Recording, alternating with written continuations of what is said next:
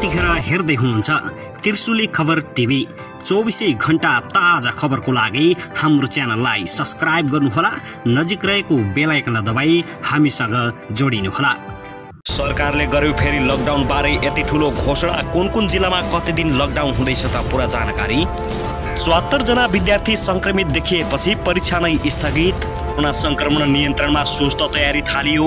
एमालेको पार्टी कार्यालय थापाथली सर्ने। ओलीले गरे नयाँ भवनको निरीक्षण। हामीले कम्युनिस्ट आन्दोलन विरोधी दललाई नै पार्टी अध्यक्ष बनायो अध्यक्ष प्रचण्ड।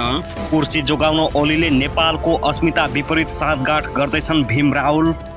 र लकडाउनको 1 वर्ष पुरा, कोरोनाको जोखिम भने उस्तै। फेरि लकडाउन गर्ने सरकारको तयारी। के एयरपोर्ट पनि बन्द हुँदैछ त? अब हेर्नुहोस् पुरा समाचार।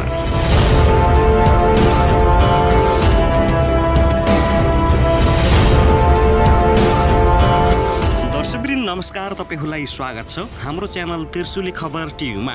यदि हाम्रो च्यानललाई अहिलेसम्म सब्स्क्राइब गर्नुभएको छैन भने सब्स्क्राइब गरी नजिक रहेको बेल आइकन दबाई हामीसँग जोडिनुहोला।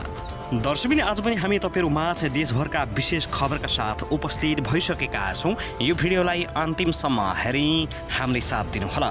दर्शकबिन हाम्रो मेहनतको लागि एउटा सानो लाइक गर्न पनि नभुल्नुहोला। नेकपा माओवादी केन्द्रको अध्यक्ष पुष्पकमल दाहाल प्रचण्डले कम्युनिस्ट पार्टीलाई एकताबद्ध हुनबाट रोक्नका लागि ठूलो षड्यन्त्र भएको बताएका छन्।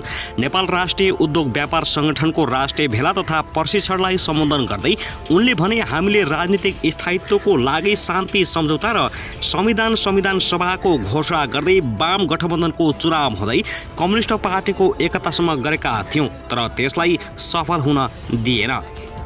अध्यक्ष प्रचण्डले एमाले अध्यक्ष केपी शर्मा ओलीलाई लक्षित गरी 12 शक्तिको दलाल भएको आरोप लगाएका छन्। उनले भने, हामीले कम्युनिस्ट एकता चाहेका थियौं, तर दक्षिणपन्थी शक्तिले पार्टीको अर्को अध्यक्षलाई नै दलालको रूपमा प्रयोग गरिएको रहेछ। उनले प्रतिनिधि सभा पुनर्स्थापना भएपछि एउटा ब्याटल जितेको भए पनि अझै सङ्घर्ष गर्नुपर्ने अवस्थामा पुगेको बताएका छन्। प्रतिनिधि सभा विघटनको विरुद्धमा सडकमा जनता आएपछि सर्वोच्चले पुनर्स्थापना गरिदियो। त्यही बेला त हामीले एउटा ब्याटल त जितेका थियौं। जनताको कुरा अदालतले सुन्यौं। उनले भने, फेरि अदालतको अर्को निर्णयपछि अस्वाभाविक आएको छ। हामीलाई त्यसले गम्भीर भएर सोच्न बाध्य बनाएको छ। राजनीतिक स्थायित्वको बाटोमा मुलुकलाई कसरी लैजाने भन्ने विषयमा अहिले सबैले सोच्नुपर्ने बेला आएको प्रचण्डले बताएका छन्। दर्शकबिन त्यसैगरी नेकपा एमालेको उपाध्यक्ष भीम रावलले प्रधानमन्त्री तथा एमाले अध्यक्ष केपी शर्मा ओलीले आफ्नो सत्ता र कुर्सी जोगाउनका लागि नेपालको अस्मिता विपरीत साँठगाँठ गरेको आरोप लगाएका छन्। उनले ट्विटर मार्फत नेपालको अस्मितासँग गरिएको नागरिकता लगायतका दीर्घकालीन हितसँग सम्बन्धित विषयमा प्रतिकूल असर पर्ने गरी विभिन्न शक्तिहरूसँग साँठगाँठ गर्नमा ओली तल्लित रहेको आरोप समेत लगाएका छन्। उनले सबै देशभक्त नेपालीहरू ओलीको कदम विरुद्ध सचेत हुनुपर्ने पनि बताएका छन्। उनले लेखेका छन्, परम केपी शर्मा ओली सत्ता र कुर्सी जोगाउन नेपालको अस्मितासँग गाँसिएको नागरिकता लगायतका नेपालको दीर्घकालीन हितसँग सम्बन्धित विषयमा प्रतिकूल असर पर्ने गरी विभिन्न शक्तिहरूसँग साँठगाँठ गर्न तल्लित हुनुहुन्छ। देशभक्त नेपालीहरू सहज हुनुहोला। त्यसैगरी यता भने गठबन्धनको सरकार निर्माणमा निर्णायक बनेको जनता समाजवादी पार्टी जसपा भित्रको विवाद उत्कर्षमा पुगेको छ। एमालेसँग वा कांग्रेस माओवादी जसपाको गठबन्धनको सरकार बनाउने भन्ने विषयमा जसपा भित्रको विवाद उत्कर्षमा पुगेको हो। प्रधानमन्त्री केपी शर्मा ओली नेतृत्वको सरकारलाई समर्थन गर्ने या ओली सरकार ढालेर नयाँ सरकार बनाउने भन्ने विषयको विवादले जसपा विभाजनको बाटोमा पुगिसकेको छ। जसपा संघीय परिषद अध्यक्ष डा बाबुराम भट्टराई र अध्यक्ष उपेन्द्र यादव ओली सरकार ढालेर नयाँ सरकार बनाउनु पर्ने पक्षमा उभिएका छन्। यता अर्का अध्यक्ष महन्त ठाकुर र वरिष्ठ नेता राजेन्द्र महतो समूह ओली सरकारलाई नै निरन्तरता दिनेमा सहमति नजिक पुगेको देखिएको छ। उनीहरू तत्कालीन राष्ट्रिय जनता पार्टी राजपाका हुन्। जसपाको दुवै समूह सत्ता सहकार्यका लागि आफ्नो माग पूरा गर्नुपर्ने बताइरहेको छ। उनीहरूले रेशम चौधरीको रिहा, मधेस र थरुहट आन्दोलनको मुद्दा फिर्ता हुनुपर्ने, संविधान संशोधन हुनुपर्ने विषय उठाइरहेका छन्। आफ्नो माग पूरा नभएसम्म कुनै समूहलाई सहयोग नगर्ने जसपाको अडान छ। प्रधानमन्त्री ओलीलाई साथ दिने पक्षमा जसपा नेताहरू महन्त ठाकुर राजेन्द्र समूह सहमति नजिक पुगेका छन्। उनीहरूले प्रधानमन्त्री ओलीलाई बालुवाटारमा पुगेर सोमबार र मङ्गलबार भेटवार्ता गरेका थिए। प्रधानमन्त्री ओलीसँगको छलफल सकारात्मक बन्दै गइरहेको नेता लक्ष्मणलाल कर्णले बताएका छन्। हामीले उहाँलाई 4 वटा एजेन्डा उठाइरहेका छौँ, सकारात्मक रूपमा आश्वासन आएको छ, उनले भनेका छन्। प्रधानमन्त्री ओलीले आफूहरूलाई साथ मागिरहेको उनले बताएका छन्। आफ्ना माग पूरा गरेको अवस्थामा सहयोग गर्न सकिने तर्क कर्णले गरे भने पनि बालुवाटार भेटवार्ताका सबै विषय खुलाउन चाहेनन्। दर्शकबिन अब लागौँ अर्को खबरतर्फ। भारतमा कोरोना संक्रमणको दोस्रो लहर तीव्र रूपमा फैलिएपछि नेपालका सीमावर्ती र अन्य जिल्लामा संक्रमण रोकथामको तयारी थालिएको छ। जनशक्ति अभाव र ठोस योजना नहुँदा तयारी सुस्त छ भने कतिपय जिल्लामा काम नै अघि बढ्न सकिरहेको छैन। बारा र पर्सामा सोमबार 10 जनामा कोरोना संक्रमण पुष्टि भएको थियो। तीमध्ये 1 जना भारतको मुम्बईबाट फर्किएका छन्। प्रदेश 2 मा केही महिनादेखि शून्यमा झरेको संक्रमितको संख्या दिनदिनै थपिन थाले पनि मुख्य नाका वीरगञ्जमा कडाई नहुँदा संक्रमण फैलिने जोखिम बढिरहेको छ। यो नाका भएर भारतबाट दैनिक 8 देखि 10 हजारसम्म सर्वसाधारणहरू निर्वाध नेपाल प्रवेश गरिरहेका छन्।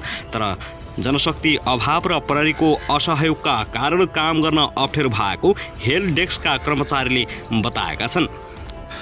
त्यसैगरी कोभिड-19 सम्बन्धमा सरकारले गरेका काम कारबाही अनुगमन गर्न गठित संसदीय उपसमितिले 18 बुँदे सुझाव सहित शिक्षा तथा स्वास्थ्य समितिमा प्रतिवेदन पेश गरेको छ। प्रतिनिधि सभाको शिक्षा तथा स्वास्थ्य समितिको बुधबार बसेको बैठकमा उपसमितिका संयोजक जीवनराज श्रेष्ठले समिति सभापति जयपुरी घरतीलाई प्रतिवेदन बुझाएका हुन्।